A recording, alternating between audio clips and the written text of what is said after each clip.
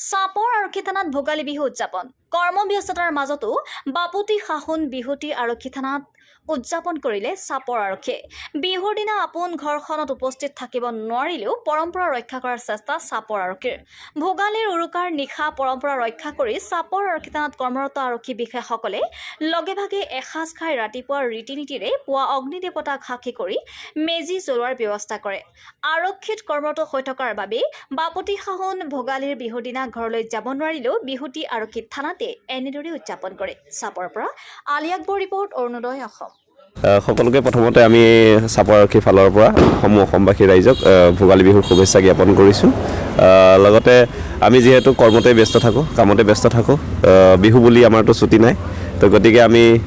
চাপৰ থানাৰ যি ষ্টাফ আছে আমি গোটেই সকলোৱে মিলি যাতে আমি ঘৰত যাব নাপালেও আমাৰ যিসকল নতুনকৈ আমাৰ চাকৰি যোগদান কৰিছে তেওঁলোকে যাতে ঘৰৰ পৰা দূৰত থকাটো ফিল নকৰে সেইকাৰণে আমি এটা